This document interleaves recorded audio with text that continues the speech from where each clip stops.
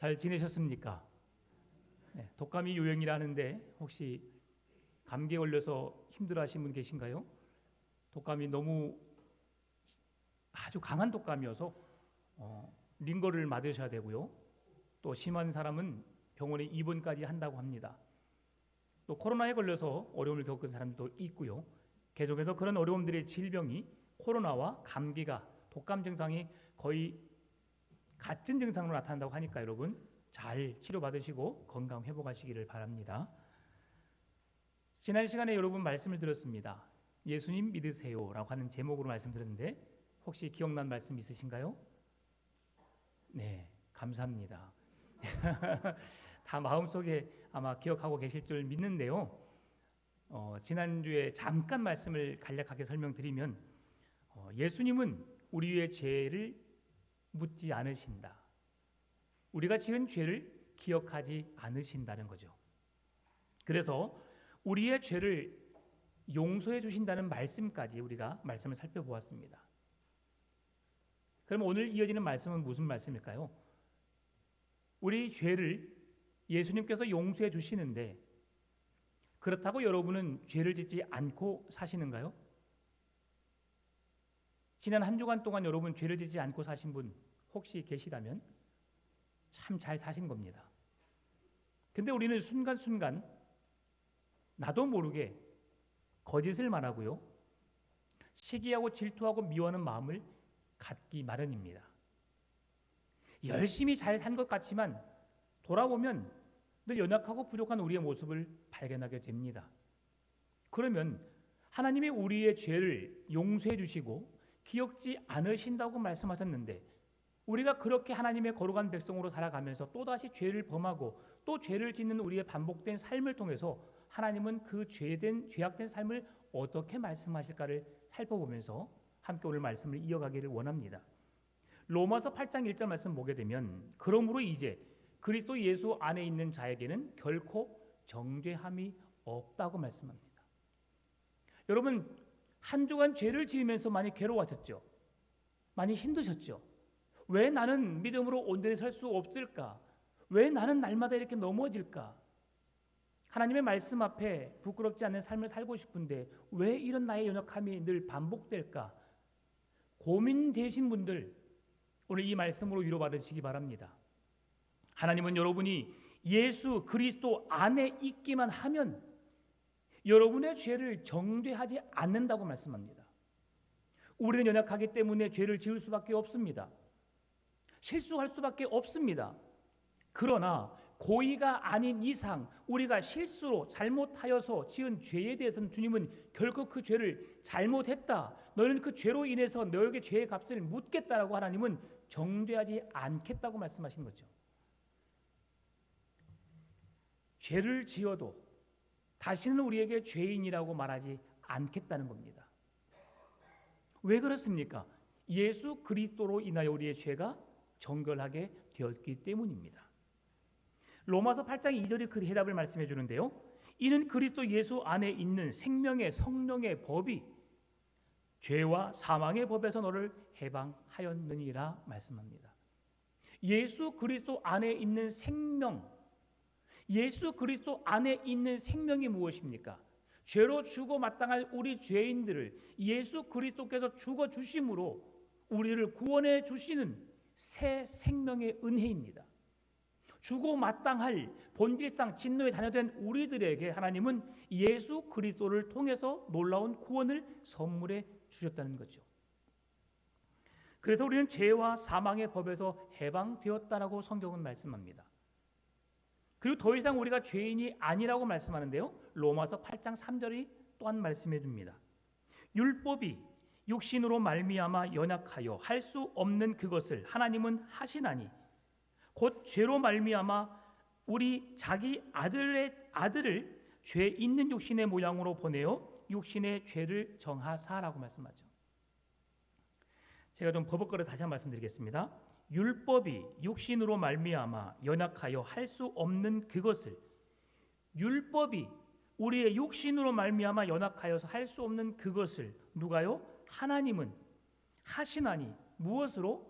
죄로 말미암아 자기 아들을 죄 있는 육신의 모양으로 보내어 그 육신의 죄를 정하사라고 했습니다. 이 말씀을 쉽게 설명하기 위해서 우리가 이 말씀을 쉽게 이해하려면 구약의 제사법에 대해서 설명을 우리가 잘 알아야 합니다. 늘 말씀을 들어서 잘 알고 계시겠지만 우리가 죄인입니다. 그래서 하나님 앞에 용서받을 수 없는 삶을 살고 있습니다.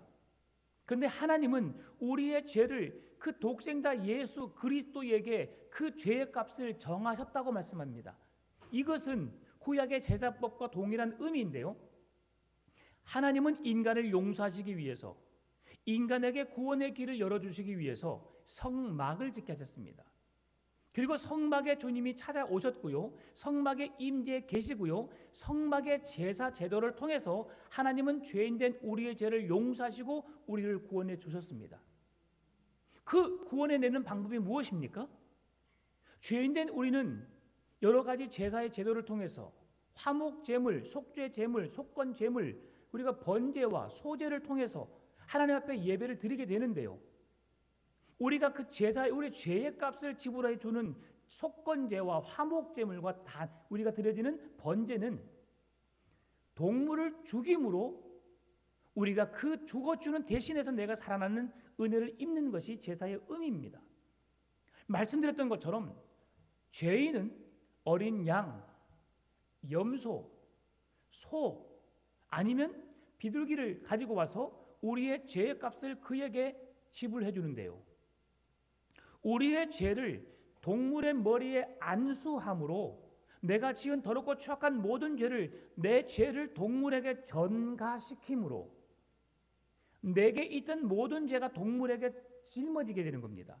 그러면 이 동물이 하나님 앞에 피를 뿌려서 번제단에 뿌려지고 속죄소에 뿌려지게 되고 내 죄값을 지불하기 위해서 이 동물이 죽어지게 되면 그때서야 내 죄가 깨끗하게 씻어지는 겁니다.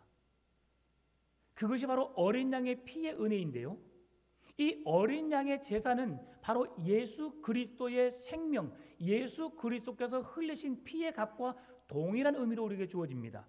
그 말씀이 요한복음 1장 29절 말씀인데요, 같이 읽어볼까요? 이튿날 요한이 예수께서 자기에게 나아오심을 보고 이르되 보라, 세상 죄를 지고 가는 하나님의 어린 양이로다. 아멘. 예수님을 무엇으로 말씀하고 있습니까? 세상 죄를 지고 가는 하나님의 어린 양이라고 말합니다. 그러면 구약의 제사는 한 번의 속죄를 통해서 우리의 죄가 영원히 속죄되는 것이 아니라 한 번의 속죄를 통해서 그 동안에 지었던 죄만 용서받는 죄의 예배였습니다.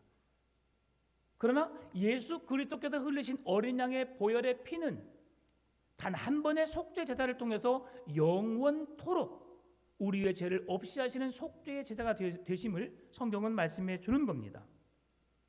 그래서 우리가 죽을 때까지 우리는 어린 양의 피의 은혜로 말미암아 우리가 죄 용서를 받게 되는 거죠.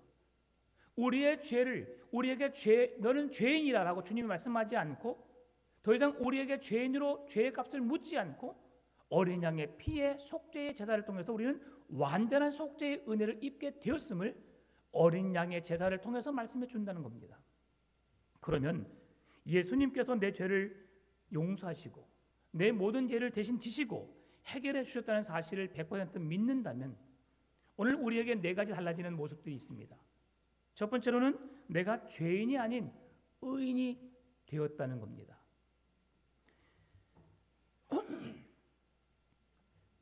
여러분, 우리가 의인 될 수 있는 자격 조건이 무엇인가요? 내가 의인이 되었다는 것은 예수 그리스도의 십자가의 능력을 의지하면 되는 겁니다. 예수 그리스도를 나의 주님 구원자로 믿으면 나는 더 이상 죄인이 아닌 의인이 된 것입니다. 본질상 진노의 자녀, 지금도 여전히 예수님을 믿고 신앙생활하고 목사로, 장로로, 권사로, 집사로, 성도로 살고 있지만 달라진 걸 별로 찾아볼 수가 없습니다. 그럼에도 하나님은 우리를 향하여서 의인이라고 부르십니다. 왜 그렇습니까? 내가 잘나서 능력이 있어서 거룩하게 살아서가 아닙니다. 여전히 부족하지만 여전히 죄인처럼 살고 있지만, 여전히 죄를 반복하여 살고 있지만 예수 그리스도의 십자가의 은혜로 우리를 의로운 하나님의 백성이라고 주님이 말씀하신다는 겁니다. 그래서 우리는 예수님의 은혜로 죄 용서함을 받고 의인이 되었다는 겁니다. 두 번째로 우리는 예수 그리스도를 믿는 확신을 갖는다면 우리는 천국의 백성이 되었다는 확신을 가져야 합니다. 여러분은 천국의 자녀이십니까? 여러분은 천국을 여러분의 것으로 소유하셨습니까? 지금 우리는 이미 임한 하나님의 나라에 살고 있습니다. 하나님의 나라가 어떻게 임하였습니까? 이 땅에 예수 그리스도께서 오심으로 인하 이 땅이 하나님의 나라가 되었습니다. 찬송의 고백처럼 주 예수와 동행하니 그 어디나 하늘나라. 여러분, 하나님의 나라는 우리가 바라보는 생각하는 저 먼 곳이 아닌 예수님과 함께하는 우리의 모든 인생이 이미 임한 하나님의 나라임을 믿으시기 바랍니다. 근데 우리가 그 하나님의 나라를 온전히 누릴 수 없는 이유가 무엇입니까? 죄악 때문입니다. 우리 인간의 연약함 때문입니다. 끊임없이 실수하고 끊임없이 죄를 범하고 끊임없이 불안해하고 염려하면서 살아가는 우리의 연약함 때문이죠. 그러나 하나님은 이 땅에 우리에게 구원자이신 예수님을 보내주셨고 그 예수님을 믿는 우리들에게 우리 안에 성령이 내주어 계심으로 하나님의 나라를 살게 하십니다. 그리고 앞으로 임하게 될 하나님의 나라를 사모하는 믿음으로 우리에게 살아가게 하시는 거죠. 그 하나님의 나라는 언제 임하게 됩니까? 예수 그리스도께서 이 땅에 재림하실 때 이루어지는 겁니다. 예수님이 재림하지 않으면 우리가 죽음으로 우리가 먼저 하나님의 나라에 이르게 될 것입니다. 그럴 때 완전한 하나님의 나라가 우리에게 임하게 되는 것이죠. 천국의 은혜를 완전히 누리시기를 바랍니다. 천국 백성으로 살아가시기를 바랍니다. 세 번째로 십자가의 은혜로 용서받았기 때문에 우리는 결코 심판을 받지 않는다고 성경은 말씀합니다. 히브리서 9장 27절 말씀 보면 한 번 죽는 것은 사람에게 정하신 것이요 그 후에는 심판이 있으리니. 반드시 이 세상에 한 사람이 태어나서 한 사람이 죽는 것은 반드시 이 세상의 모든 사람이 처한 이치요 변할 수 없는 불변의 진리며 모든 사람은 태어나면 죽을 수밖에 없다고 말씀하고 그 모든 사람은 하나님의 심판대 앞에 설 수밖에 없음을 성경은 말씀합니다. 그런데 하나님께 예수님이 죽으심으로 내가 구원받은 확신을 가졌다면 그 사람에게는 이런 심판이 없다고 성경은 말씀해 주는데요. 히브리서 9장 28절에서 말씀해 줍니다. 이와 같이 그리스도도 많은 사람의 죄를 담당하시려고 단번에 들이신 바 되셨고 구원에 이르게 하기 위하여 죄와 상관없이 자기를 바라는 자들에게 두 번째 나타나시리라라고 말씀합니다. 여기서 이와 같이라고 말씀하는 것은 앞에 심판이 있는 것처럼 예수님께서 우리 죄를 위하여 심판을 받으심으로 우리를 구원에 이르게 하기 위하여 죄와 상관이 없이 자기를 바라보는 자들에게 두 번째 오실 것을 약속해 주셨다는 겁니다. 여러분, 이 약속을 믿는 자들에게 하나님께서는 심판을 받지 않게 하신다는 거예요. 예수님이 두 번째 임하실 약속이 무엇입니까? 두 번째 우리에게 오신다는 약속이 무엇입니까? 재림을 의미합니다. 첫 번째 오신 사건은 우리의 죄를 속량하시기 위해서 하나님의 어린 양으로 찾아오셨습니다.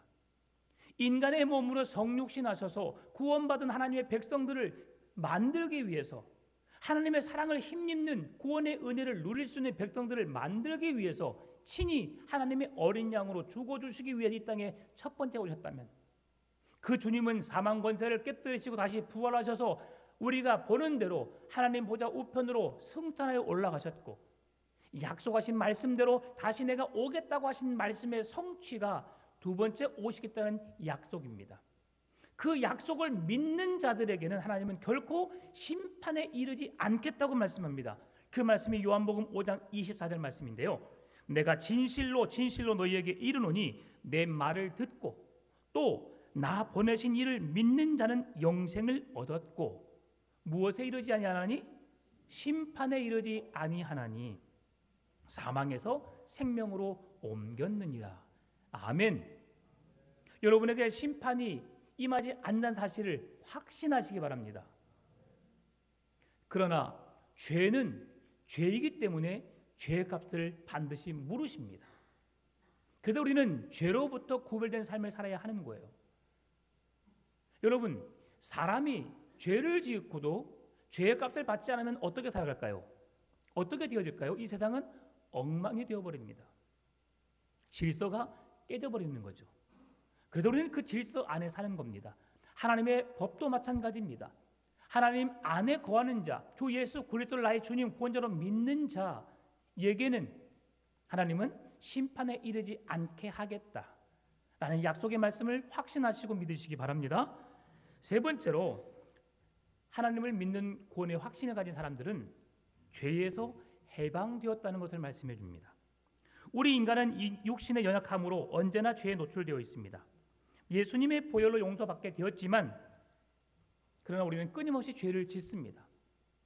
그러나 하나님은 우리가 죄를 지었음에도 불구하고 우리가 실수했음에도 불구하고 하나님은 우리에게 그 죄의 값을 묻지 않으신다고 말씀하셨고 결코 정죄하지 않는다고 말씀하셨고 죄를 기억도 하지 않는다고 말씀합니다. 그 말씀이 히브리서 8장 12절입니다. 내가 그들의 불의를 긍휼히 여기고 그들의 죄를 다시 기억하지 아니하리라 하셨느니라. 아멘. 우리의 죄를 기억하지 않는다. 정말 놀라운 말씀입니다. 만약 여러분의 자녀가 죄를 지었습니다. 아버지에게 잘못을 했습니다. 그럼 그 아버지가 여러분 잘못을, 자녀들의 잘못을 평생 기억하고 있을까요? 저희 아버지는 모른다고 하시더라고요. 분명히 알았을 겁니다. 그런데 저에게 상처가 되지 않게 하기 위해서 모른다고 하셨어요. 제가 초등학교 4학년 때 핫도그 하나 먹고 싶어서 그랬죠. 50원짜리 오락을 한 판 하고 싶어서 처음에는 100원을 훔쳤어요. 근데 오락 한 판 하고 핫도그 하나 먹으니까 100원은 끝나버려요. 얼마로 훔쳤게요? 1,000원입니다. 호떡 하나에 50원 할 때 제가 1,000원을 훔쳤어요. 큰 돈입니까? 작은 돈입니까? 큰 돈입니다. 1,000원을 쓰다 보니까 1,000원이 커요? 작아요? 작습니다. 제가 얼마를 훔쳤게요? 10,000원을 훔쳤습니다. 저희 아버지가 은행 업무를 보셨기 때문에 제가 항상 기억했을 때는 지갑에 10,000원짜리가 번호 순서대로 아버지는 항상 넣어놨어요. 대단하시죠? 그래서 제가 모르게 하려고 처음에는 중간에서 뺐어요. 한 장을 뺀다는 걸 너무 빳빳하니까 2장이 빠진 거예요. 그리고 제가 우연히 번호를 봤는데 번호가 1, 2, 3, 4, 5, 6, 7, 8, 9, 1 1, 2, 3, 4, 5, 6, 7, 8, 9, 2더라고요. 깜짝 놀랐어요. 번호가 새겨졌구나. 우리 아버지의 돈에는. 그래서 다음부터는 앞에와 뒤에서 뺐습니다. 제가 이렇게 우리 아버지 돈을 많이 썼어요. 제가 생각하기에 한 1년을 넘게 제가 그 일을 했기 때문에 거의 매일은 아니더라도 일주일에 한 번 정도 아니면 한 달에 최소한 3-4번, 4-5번 정도 하면 얼마 정도 되겠어요? 한 달에 한 번, 2번이면 52주입니다. 만약에 제가 한 달에 2번을 뺐다면 얼마일까요? 제가 생각해도 100은 넘었을 것 같습니다. 근데 우리 아버지가 그걸 모르신다 하시더라고요. 너무 감사했어요. 제가 죄를 지려고 한 게 아니라 그런 저의 연약함을 아버지가 용서해 주시더라고요. 그래서 육신의 아버지도 용서해 주시는데 하나님 아버지는 어떻게 하신다고요? 기억도 하지 않으신다는 거예요. 너가 무슨 죄를 지었지라고 묻지 않으신다는 겁니다. 여러분, 부모님이 자식이 너무 사랑스러워서 그가 잘못한 것을 알면서도 그에게 잘못을 묻지 않고 너에게 책임을 물으라고 하지 않고 용서해 주는 것처럼 하나님 아버지는 우리의 모든 죄를 없게 하시겠다고 묻지 않으시겠다고 말씀하신다는 겁니다. 이것이 바로 하나님의 은혜입니다. 로마서 3장 23절 24절 모든 사람이 죄를 범하였음에 하나님의 영광에 이르지 못하더니 그리스도 예수 안에 있는 속량으로 말미암아 하나님의 은혜로 값없이 의롭다 하심을 얻은 자 되었느니라. 아멘. 모든 사람이 죄를 범하였습니다. 그런데 그 사람이 하나님 앞에 죄인으로 형벌을 받아야 함에도 불구하고 그 사람을 죄인으로 취급하지 않습니다. 무엇 때문입니까? 하나님의 은혜로입니다. 여러분, 의롭다 하심을 얻을 것이라고 했습니까? 의롭다 하심을 얻은 자가 되었다고 했습니까? 얻은 자가 되었다고 했습니다. 주님은 예수님을 믿는 자에게 의롭다 하심을 받을 것이라고 하는 것이 아니라 의롭다 하심을 미리 얻었다고 말씀하는 겁니다. 예수님을 믿기만 하면 여러분은 죄인에서 의인이 되는 줄 믿습니다. 우리가 언제 우리의 죄가 용서받게 되었어요? 2000년 전이죠. 예수님이 골고다 언덕을 그 무거운 십자가를 지고 올라가신 그 십자가의 사건을 통해서 우리의 죄가 용서받게 된 것입니다. 단 한 번의 속죄 제사를 통해서 우리의 죄가 양털과 같이 눈과 같이 희게 깨끗하게 휘어졌다고 성경은 말씀해 줍니다. 그러면 단 한 번의 속죄 제사를 통해서 우리의 죄를 용서하신 하나님 앞에 우리가 어떻게 살아야 할까요? 시편 103편 12절에서 말씀해 줍니다. 같이 읽어볼까요? 동이 서에서 먼 것 같이 우리의 죄가를 우리에게서 멀리 옮기셨으며 우리의 삶의 죄가 멀어져야 합니다. 제가 왜 돈을 훔치는 일을 멈췄는 줄 알아요? 내가 수고하여 번 돈 여러분 쓰기 아깝습니다. 그렇지요? 근데 공짜로 생긴 돈 어떻습니까 여러분? 너무 좋아요. 제가 말씀드렸지만 초등학교 4학년 때 김영옥 선생님을 제가 만나지 않았다면 지난주에 말씀드렸던 것처럼 저는 나쁜 삶을 살았을지도 몰라요. 김영옥 선생님 TV는 사랑을 싣고 제가 꼭 찾고 싶었습니다. 예전에 그 프로에서. 야, 그분의 사랑으로 제가 그 삶에서 멈췄어요. 아무것도 모르는, 저는 모를 거라 생각했던 나에게 갑자기 엎드려 해서 발바닥을 30 때리시는 선생님, 그리고 저의 죄에 대해서 왜 훔쳤어라고 말하지 않더라고요. 그리고 그냥 집으로 돌려보냈어요. 참 귀하죠 선생님이. 그 사랑을 제가 힘입고 제 스스로 깨달았어요. 아, 이게 잘못된 일이구나. 내가 잘못 살아왔구나. 이것이 은혜입니다 여러분. 우리가 죄악된 삶으로부터 멀어져야 하는 것이 그리스도인으로 살아가는 삶이어야 합니다. 예수님 믿기 전의 삶과 예수님 믿은 후의 삶에 우리의 삶의 변화가 없다면 우리는 내 자신을 다시 한번 생각해 봐야 합니다. 나의 삶을 돌이켜 봐야 하는 것이죠. 미가서 7장 19절 말씀 보면 다시 우리를 불쌍히 여기셔서 우리의 죄악을 발로 밟으시고 우리의 모든 죄를 깊은 바다에 던지시리이다. 주님은 우리의 죄를 동이 서에서 먼 것처럼 멀게 하실 뿐만이 아니라 그 죄를 발로 밟으셔서 그리고 저 먼 바다에 집어 던지셔서 우리에게 죄가 없게 하시려고 그렇게 힘쓰시는 모습을 말씀해 주고 있는 겁니다. 이 말씀은 상징적인 묘사로서 하나님께서 남은 자들의 죄를 영원히 없이 하실 것을 보여주는 것입니다. 오늘 우리의 마음속에 가장 큰 공포는 무엇입니까? 하나님의 심판대 앞에 선다는 것. 우리가 그렇게 들어오셨죠. 걱정하지 마십시오. 요한복음 5장 24절에 말씀해 줬던 것처럼 다시 여러분에게 심판이 이르지 않을 것이라고 성경은 분명히 말씀해 줍니다. 심판에서 생명으로, 사망에서 생명으로 옮긴 자이심을 여러분 믿으시기 바랍니다. 심판이란 무엇입니까? 일생 동안 지은 모든 죄를 따지는 일인데 날 때부터 죽을 때의 모든 죄를 주님께서 기억하신다는 거예요. 그런데 예수님을 믿는 자들에게는 그 심판 앞에 서지 않도록 우리를 지켜주실 것이고 예수 믿지 않는 자에게는 심판을 허락하신다고 말씀합니다. 요한복음 3장 18절 말씀입니다. 그를 믿는 자는 심판을 받지 아니하는 것이요. 누가요? 예수님을 믿는 자들에게는 하나님의 심판을 받지 않게 하시고 믿지 아니하는 자는 하나님의 독생자 이름을 믿지 아니함으로 벌써 심판을 받은 것이니라. 하나님의 심판이 무엇입니까? 믿는 자에게는 영생이요, 믿지 않은 자에게는 영벌인 겁니다. 믿는 자에게는 천국의 은혜요, 믿지 않는 자에게는 지옥의 형벌이라는 겁니다. 여러분에게는 무엇을 선물로 받으셨습니까? 여러분의 가실 곳은 어디십니까?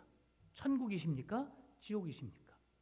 예수님의 믿음으로 천국이 여러분의 안식처가 되시기를 바랍니다. 예수님이 그 거하시는 그곳, 우리가 거할 처소를 예비하시기 위해서 그곳에 계신 하나님의 나라가 여러분의 영원한 안식처가 되시기를 바랍니다. 요한계시록 1장 5절 말씀 보면, 또 충성된 증인으로 죽은 자들 가운데서 먼저 나시고 땅의 임금들의 머리가 되신 예수 그리스도로 말미암아 은혜와 평강이 너에게 있기를 원하노라. 우리를 사랑하사 그의 피로 우리 죄에서 우리를 해방하시고. 우리를 죄에서 해방하시는 게 무엇입니까? 예수 그리스도의 피입니다. 주의 보혈 능력이 또다 그의 피 믿으오. 주의 보혈 능력이 또다 매우 귀중한 피로다. 그 피가 왜 귀합니까? 우리의 죄를 속량하시기 때문입니다. 우리의 죄를 없다고 말씀하시기 때문입니다. 그래서 우리는 예수 그리스도의 보혈을 찬송해야 합니다. 예수 그리스도의 보혈을 의지해야 합니다. 예수 그리스도의 피를 믿는 자들에게는 멸망이 아닌 구원의 은혜를 주신다고 성경은 분명히 말씀해 주셨습니다. 따라서 우리는 예수님의 은혜로 살아가는 거예요. 내가 잘나서, 내가 능력이 있어서, 내가 뭔가를 잘해서 구원 얻은 것이 아닙니다. 하나님의 은혜로 구원 얻은 겁니다. 하나님의 은혜는 값없이 주어지는 선물입니다. 내가 뭔가를 잘해서, 능력이 있어서, 뭔가 받을 상이 있어서 주어지는 것이 아니라 나의 형편, 나의 처진, 내 삶과 상관없이 하나님의 의지로 하나님께서 우리에게 주시길 원하셔서 내게 값없이 주신 것이 은혜의 선물인 겁니다. 그러면 이 은혜와 반대되는 말이 뭘까요? 값없이 주어지는 것과의 반대적인 말, 이것은 내가 노력함으로, 내가 일하여 수고함으로, 땀 흘림으로 얻어지는 삭슬을 의미합니다. 여러분, 구원은 내가 얻으려고 노력해서 얻어지는 것이 아닙니다.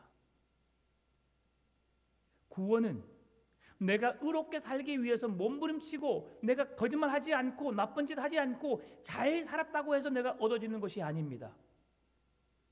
구원은 그렇게 내가 구원을 얻게 되면 내가 얻은 구원을 내가 자랑할 수밖에 없기 때문에 주님은 내가 얻은 구원을 자랑하지 못하게 하시기 위해서 구원을 그렇게 주시지 않습니다.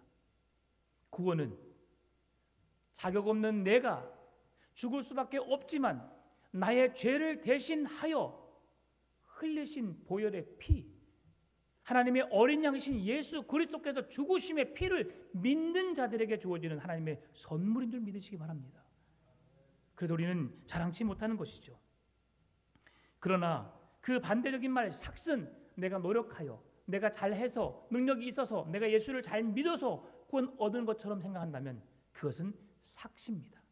그것은 내가 일한 만큼의 얻어지는 보수입니다. 한 달 동안 열심히 일하여서 얻어지는 월급입니다. 이것은 나의 공로로 내가 노력한 만큼의 대가를 얻는 것을 말합니다. 그런데 구원은 내가 노력한 만큼 주어진 것이 아닙니다.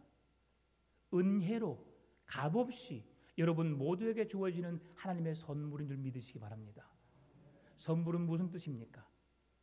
받는 자에게 주어지는 기쁨입니다. 사랑하는 딸이 아버지에게 생일 선물로 작은 선물을 준비했어요. 별로 마음에 안 들어요. 그럼에도 받아주는 거예요. 왜? 키워주고 길러줘서 너무 고맙습니다. 감사합니다. 그 마음의 뜻이기 때문이죠. 여러분의 자녀가 여러분에게 그 귀한 것, 그 값진 것을 준다 할 때 여러분 그걸로 만족 못합니다.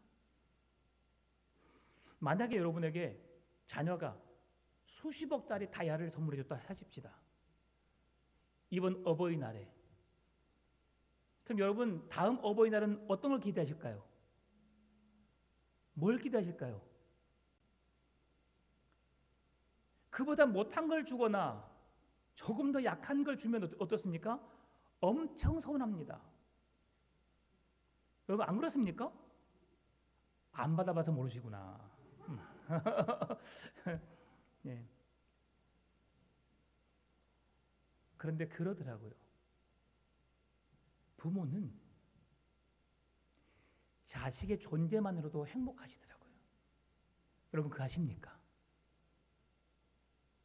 지난주도 말씀드렸지만 자식을 향하여 잘 지내냐,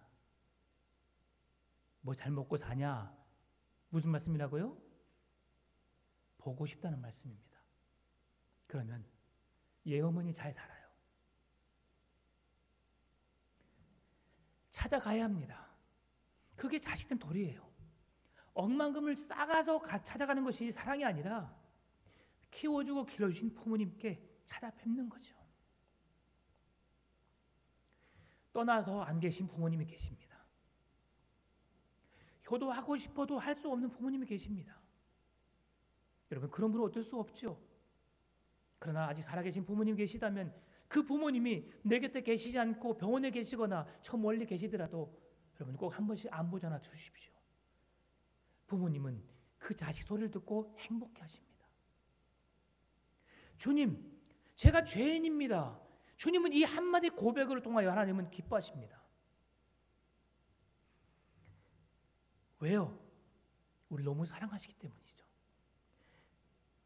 로마서 4장 5절 말씀 보면 이를 아니할지라도 경건하지 아니한 자를 의롭다 하시는 이를 믿는 자에게는 그의 믿음을 의로 여기시나니 내가 노력하여 내가 구원을 이루지 않는다 할지라도 예수 그리스도를 믿고 그분을 의지하여서 그 구원의 은혜를 누리기를 원하는 자들에게는 그 믿음을 하나님이 의롭게 여기신다고 말씀하는 겁니다.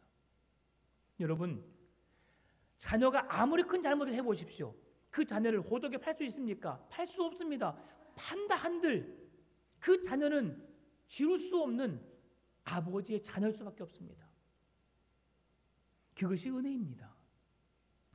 에베소서 2장 5절 허물로 죽은 우리를 그리스도와 함께 살리셨고 너희는 은혜로 구원을 받은 것이라.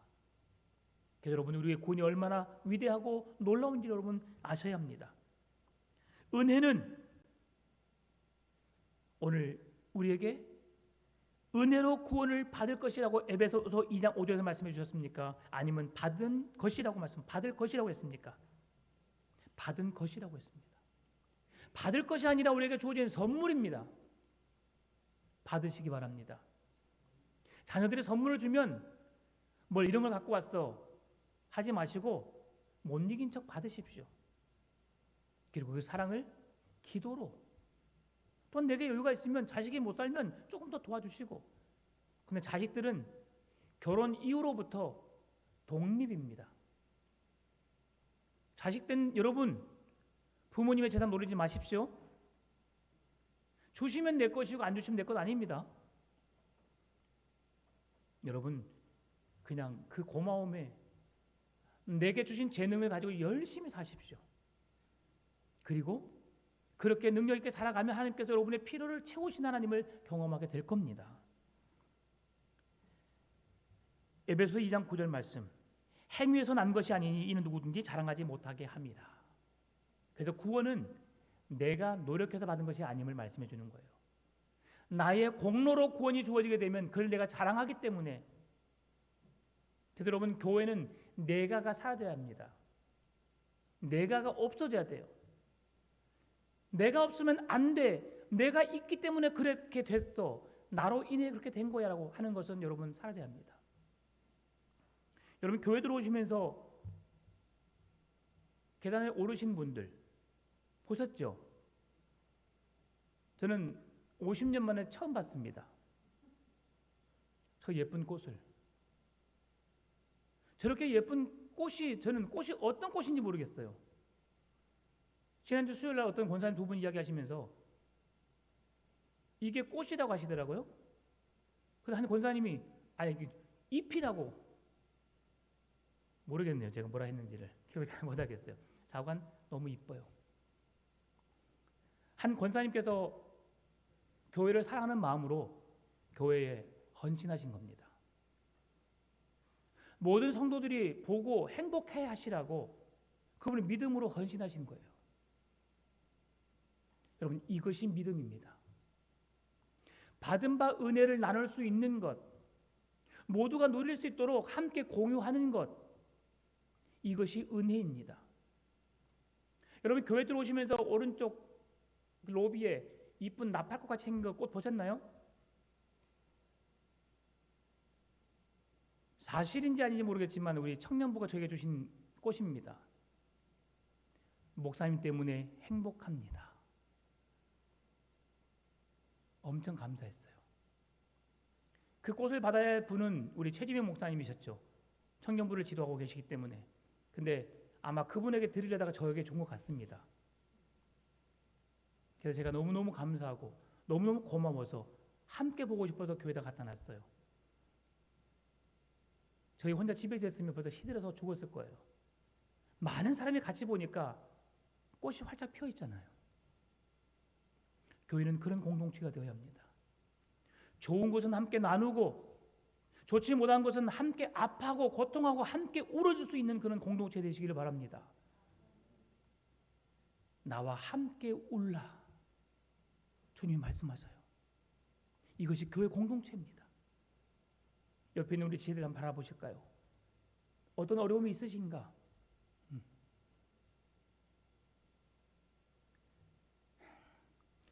우리 교회 성도들 가운데 아파하신 분이 계셔요.